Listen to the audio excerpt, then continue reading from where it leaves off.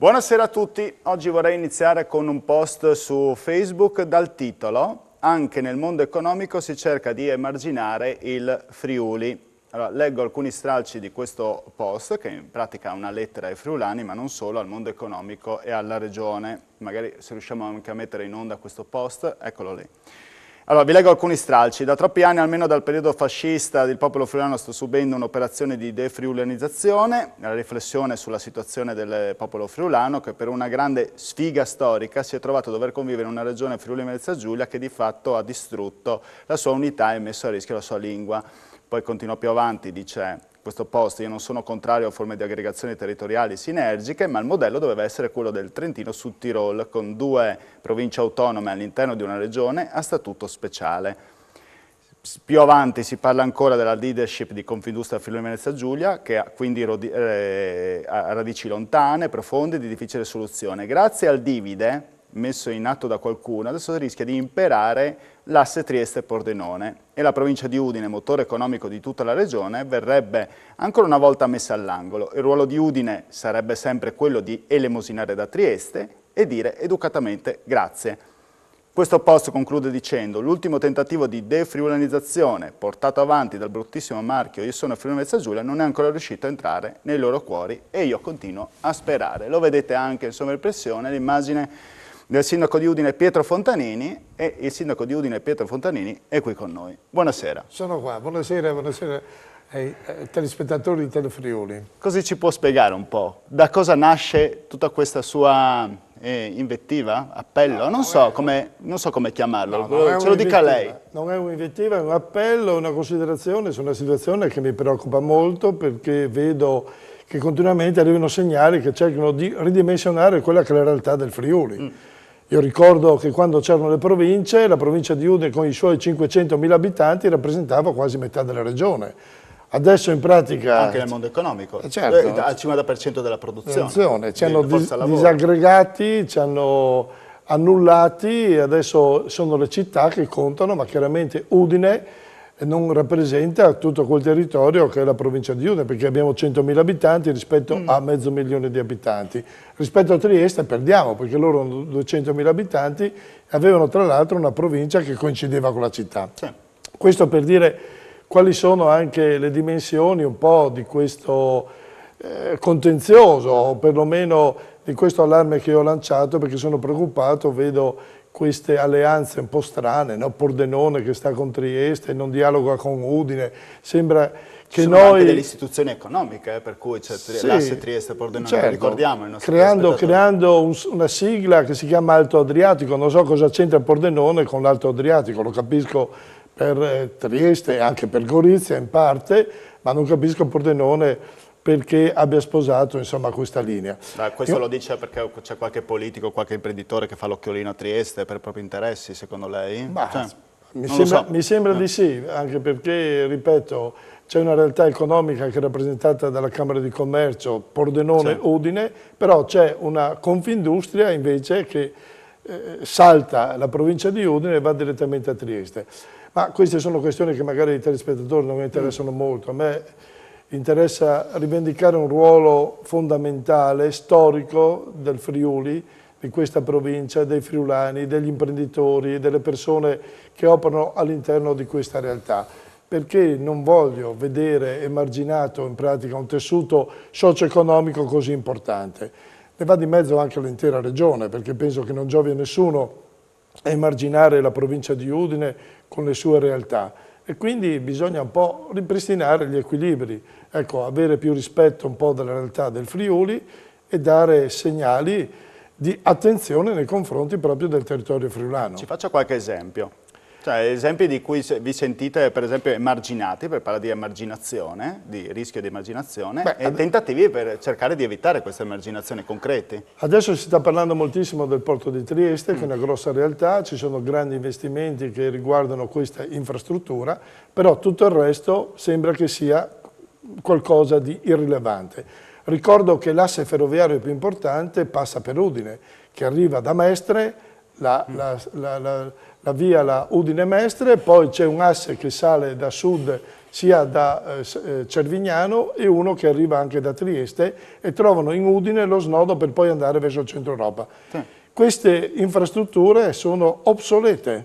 Abbiamo la linea Udine-Mestre che ha una velocità percorribile molto molto bassa, quindi ci vogliono investimenti anche per queste infrastrutture, non solo per il porto di Trieste, come anche ci vogliono investimenti per risolvere il nodo della città di Udine per quanto riguarda i trasporti ferroviari. Questo è un esempio molto chiaro che vuole dire creare sinergie con la Pianura Padana, ma anche con lo stesso porto di Trieste, a cui riconosciamo un ruolo fondamentale perché la sua posizione è strategica, è importante, però c'è anche il cosiddetto retroterra, perlomeno quelle strutture infrastrutturali importantissime come la rete ferroviaria che devono essere al servizio di un territorio molto più vasto. Poi direi anche l'aspetto per quanto riguarda l'università. Io vedo che lei anche l'università l'ha tirata in ballo io vedo che l'Università di Trieste non ha avuto dei cali nelle iscrizioni, nelle immatricolazioni, invece l'Università di Udine ha subito un drastico calo di iscrizioni. Quindi vuol dire che la nostra università non è più tanto attrattiva e quindi bisognerebbe porre maggiore attenzione per quanto riguarda i corsi di studio, creare strutture che diano più ospitalità agli studenti. Ricordo che Udine ha 100 posti letto per gli studenti rispetto ai 500 di Trieste. E quindi, ma questo, mi scusi, chi lo può fare a questo punto? La Regione? Beh, la Regione ha competenze per quanto riguarda il settore universitario, quindi l'istruzione universitaria, insieme anche allo Stato, perché ultimamente stiamo assistendo a grossi finanziamenti che riguardano la realtà triestina e un po' meno per quanto riguarda la realtà friulana. Quindi ci vorrebbe maggiore peso da parte dei rappresentanti delle forze politiche per favorire un po' di più la realtà friulana. Ecco, qualche onorevole insomma, che dovrebbe fare la voce più grossa per il Friuli, dovrebbe essere di più difeso da questo punto di vista e magari una giunta regionale meno triestinocentrica forse, non lo so. Senz'altro i parlamentari dovrebbero svolgere un ruolo più incisivo, la stessa cosa dico anche ai consiglieri regionali, i quali sono in maggioranza espressione del territorio friulano, però si interessano così di piccole realtà, uno si interessa di Gemona, uno di Tolmezzo, uno di Latisana, uno di Pasian di Prato e perdono quella che è la visione un po' complessiva di un'area vasta che è la vecchia provincia di Udine e che è il tessuto economico importantissimo per un territorio che in questi anni ha subito gravi lesioni. La più grave senz'altro è stata l'abolizione delle province, perché questo ha comportato veramente... Questo non c'entra però con l'attuale giunta, ma c'entra con quella precedente, no, quella regionale.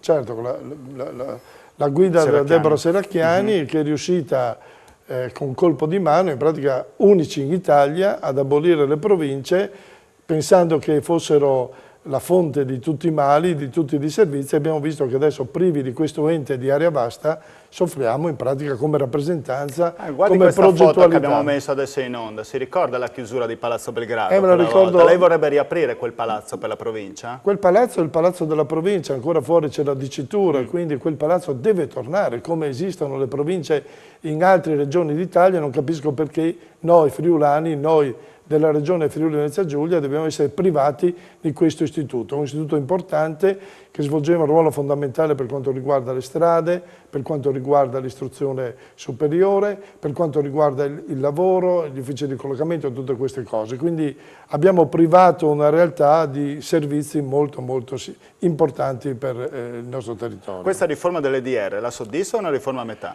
È una riforma a metà perché gli EDR sono in pratica delle agenzie regionali che portano avanti alcuni settori come l'edilizia scolastica, come le ex strade provinciali. Però ci vuole un ente che riunisca, che faccia sintesi di tutto e che, ripeto, rappresenti un territorio, soprattutto una popolazione che è tra le più numerose della regione. Della serie bene ma non benissimo, insomma, se fosse così, oppure non molto bene, insomma, questo tipo di riforma. Non molto bene. Non molto bene, ok, mettiamo il pollice verso quasi.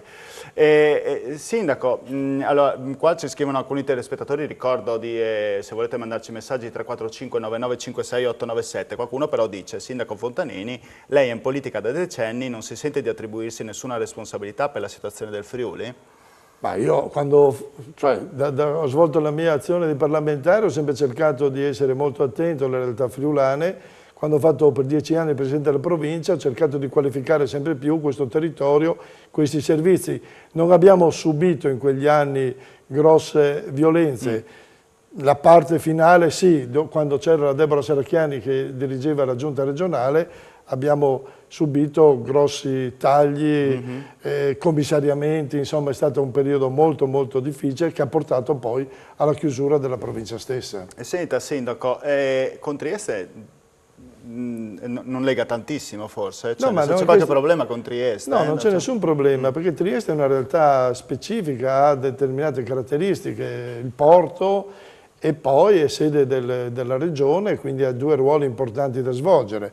Però, ripeto, c'è poi un territorio molto vasto, che è il territorio del Friuli, che ha il cuore dell'economia, che ha un territorio molto importante e che deve essere rappresentato, io direi, in maniera più forte. Ecco, vede questa l'immagine che si proietta Fabio Di Bernardo, di qua Udine, di là Trieste, come se fosse la divisione delle due province che lei diceva, no? Sud Tirol, Trentino e Sud Tirol alla fine. Quello potrebbe essere un po' il modello. Io vedo che c'è un modello in Italia che è rappresentato dalla regione Trentino-Alto Adige, ha due province autonome, Trento e Bolzano, all'interno della stessa regione, che operano con grande autonomia e riescono a dare risposte concrete ai territori.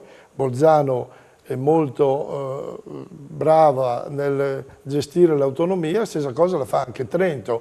Quindi perché non istituire anche nella nostra regione due realtà all'interno della stessa regione, però con ampie autonomie per quanto riguarda le competenze dei singoli territori. Però uno quando guarda la cartina vede capoluogo regionale Trieste, non le viene voglia di dire perché non capoluogo regionale Udine, rivendicando un po' la storia. Ma questa è una battaglia persa tanti anni fa, ancora nel 63 quando fu istituita la regione. Quella volta, tra l'altro, Pordenone si mise d'accordo con Trieste per portare la capitale a Trieste, quando logicamente a livello così geografico come baricentro di un territorio doveva essere Udine, ma io penso che questa ormai sia una battaglia persa. Non rivendico il ruolo di Udine come capitale della regione, però rivendico il ruolo del Friuli come luogo importante per il futuro della regione stessa. Va bene, Sindaco, lei ha chiarito benissimo in questa prima parte della trasmissione le sue intenzioni, ha spiegato anche il post di alcuni giorni fa, stanno arrivando alcuni messaggi, linea pubblicità, poi torneremo sempre col Sindaco di Udine Pietro Fontanini.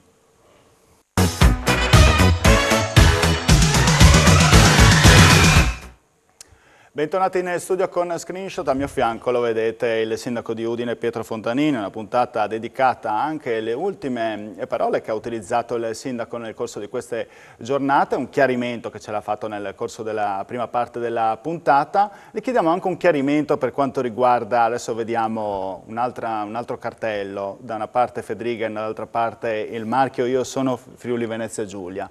Eccolo lì. Allora, io mi ho messo il sorrisino, la faccia un po' così come negli emoticon di adesso, no? Ma allora, scendiamo le due cose. Per Federica che faccia farebbe? No, Federica è giusto che faccia pubblicità al Friuli Venezia Giulia, il Presidente della Regione ci mancherebbe, però anch'io ho il diritto di dire io sono friulano, insomma.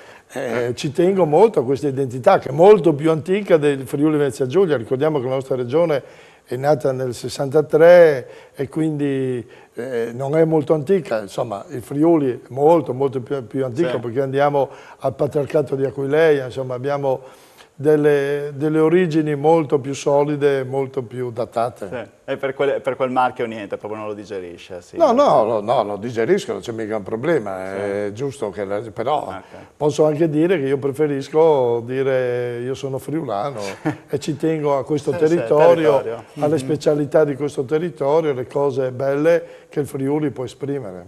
Senta, Sindaco, allora, alcune sue parole utilizzate in questi giorni, compreso anche il fatto dell'università, che lei accennava anche precedentemente nella prima parte, dicendo che l'università forse ha mancato in questi anni un po' del suo ruolo anche di motore per alcune cose, tipo anche per le questioni delle professioni sanitarie. Certo, di programmazione, di programmazione. Non ha saputo programmare. Qualcuno dice...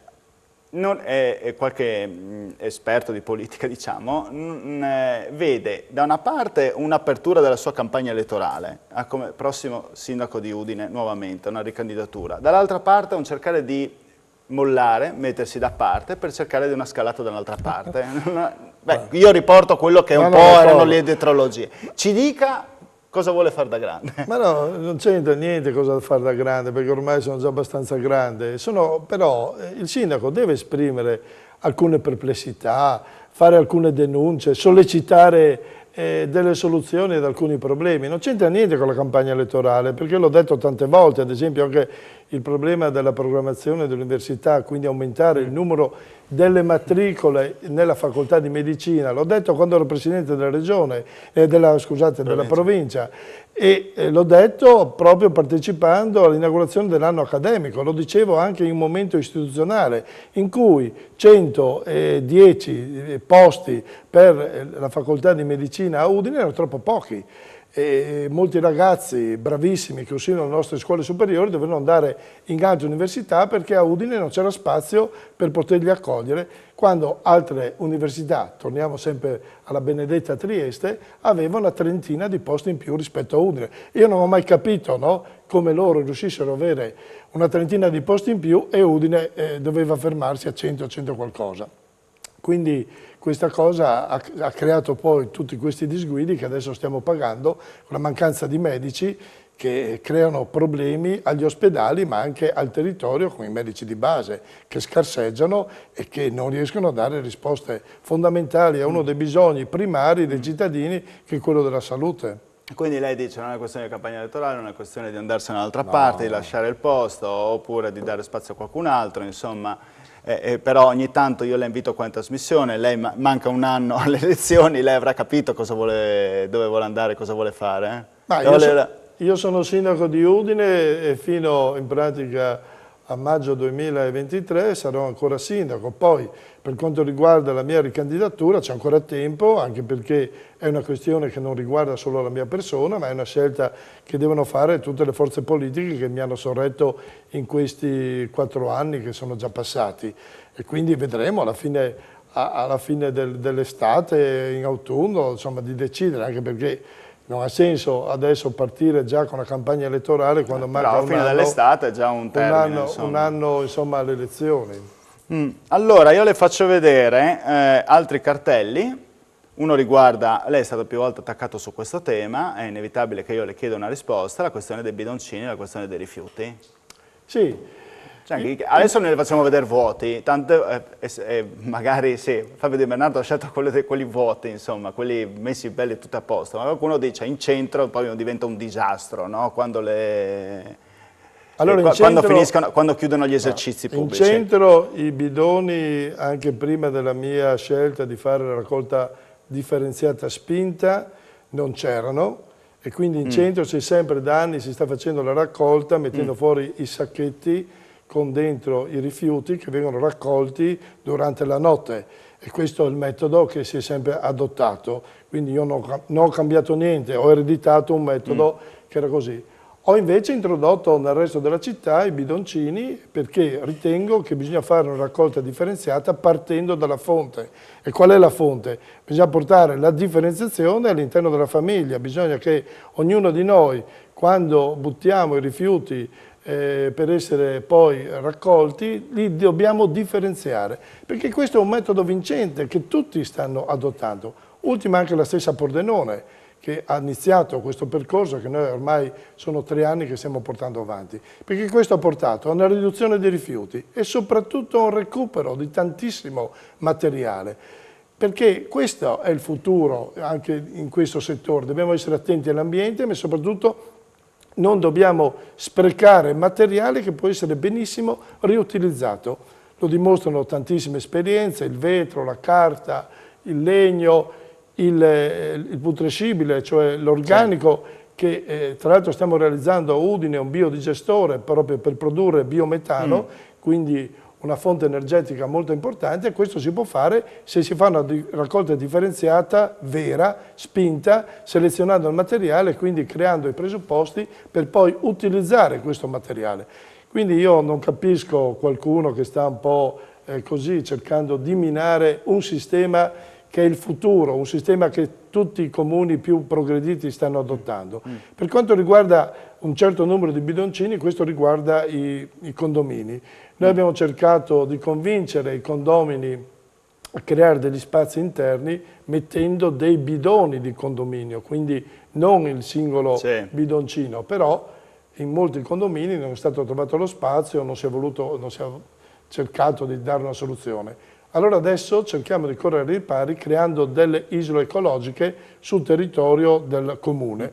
Li abbiamo già fatto nella zona di Viale Venezia, lo faremo adesso nella zona di Piazza Alcella e in altri 3 posti dove c'è una forte concentrazione di condomini e quindi vogliamo agevolare i cittadini a portare i rifiuti in questi contenitori più grandi per non dover mettere sul marciapiede una quantità elevata di bidoncini. Allora, lei parlava prima dei parlamentari che devono essere più influenti per dare una mano al Friuli, le arriva una risposta da parte di un nostro telespettatore che dice, anzi 2, la sintesi è questa, avremmo bisogno di uno come lei a Roma invece degli attuali parlamentari, ci scrivono. Allora, l'altro cartello che volevo farle vedere, Sindaco, riguarda una questione abbastanza spinosa di questi ultimi giorni, con un contatore, un'area che è quella dei Rom. Lei fa la boccaccia. Faccio la boccaccia perché purtroppo questa è una situazione deprecabile. Noi abbiamo una realtà che sono questi signori che sono all'interno di uno spazio che è di proprietà del demanio dello Stato, non è un terreno comunale. Quindi non si possono spostare? Io non posso spostarli perché non sono su un terreno del comune. E né è possibile averlo. E queste persone hanno deciso di utilizzare l'acqua che il comune fornisce in quantità impressionanti. Abbiamo già pagato una bolletta di 26.000 euro perché consumano 100.000 litri al giorno. Allora abbiamo deciso di mettere un limitatore, cioè assicurarli una certa quantità d'acqua, ma non in maniera così spropositata come attualmente loro l'hanno utilizzata, anche perché loro non pagano niente. Per quanto riguarda invece l'energia elettrica, hanno fatto dei contratti con le società che forniscono l'energia elettrica e quindi io vorrei arrivare a che anche loro, che si sentono cittadini, che vogliono avere i loro diritti, che facciano i contratti col CAF, quindi con contatori singoli per ogni utenza e quindi che pagano quello che tutti noi paghiamo quando consumiamo l'acqua. Senta, allora io adesso faccio le ultime 2 domande. La prima, generica, le chiedo, da qui si chiude il suo mandato tra un anno, con quali opere? Ma tante opere, perché vedete la città è un cantiere continuo, ci sono tantissimi lavori che stiamo portando avanti, siamo molto impegnati nelle scuole, che le stiamo rendendo antisismiche, che è una cosa molto importante perché ricordo sempre che purtroppo il nostro territorio è un territorio soggetto ai terremoti e quindi dobbiamo stare molto attenti e prepararci ad affrontare questi eventi che storicamente purtroppo si presentano a certe scadenze. Quindi è importante rendere sicuro, come stiamo facendo tante strade, stiamo realizzando le rotatorie, adesso in Viale Venezia ne realizzeremo altre 2, quindi verranno aboliti i semafori perché verifichiamo che in pratica con le rotatorie il traffico è più fluido e anche più sicuro e dà maggiori segnali di attenzione anche per quanto riguarda l'inquinamento del territorio.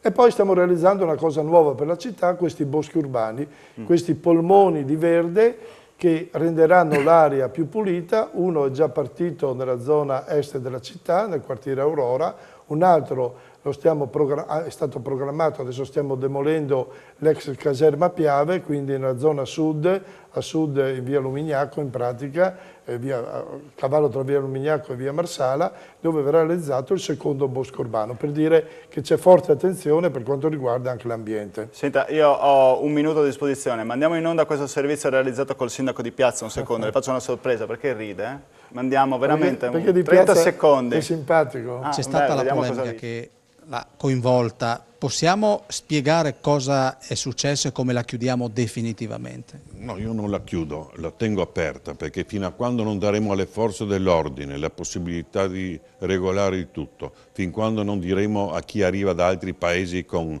una cultura diversa, che devono adeguarsi alle nostre leggi, che le forze dell'ordine possono usare il manganello, che possono usare le manette, che possono fare, come posso dire, che possono attivare le leggi. Poi andiamo ad attaccare gli alpini, che sono l'immagine del nostro paese, come dicevo prima, dei nostri valori, e abbiamo attaccato gli alpini, ma siamo matti. Quindi la teniamo aperta? Io la tengo aperta, io voglio regole in questo paese, chi sbaglia deve pagare. Senta, riguardo agli apprezzamenti alle ragazze che passano...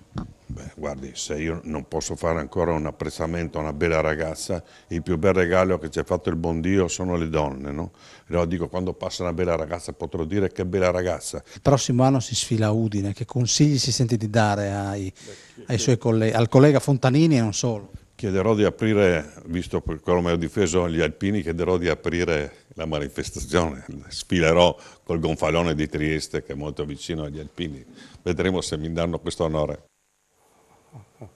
Glielo dà? Ma non dipende da me, dipende dall'organizzazione, dall'Associazione Nazionale Alpini. Se riterranno di far sfilare per primo il sindaco di Trieste, io non ho obiezioni, però certo che la sfilata si fa a Udine, la città di Udine, gli amici di Trieste sono benvenuti chiaramente come sempre, e quindi anche l'amico di Piazza potrà sfilare, perché condivido le sue dichiarazioni per quanto riguarda, insomma, maggiore rispetto nei confronti di questa importante associazione che ha dato tanto anche a noi qui nel nostro territorio, soprattutto con la ricostruzione dopo il terremoto. Le faccio una domanda birichina un secondo, ma il castello di Udine è diventato meglio di quello di Miramare?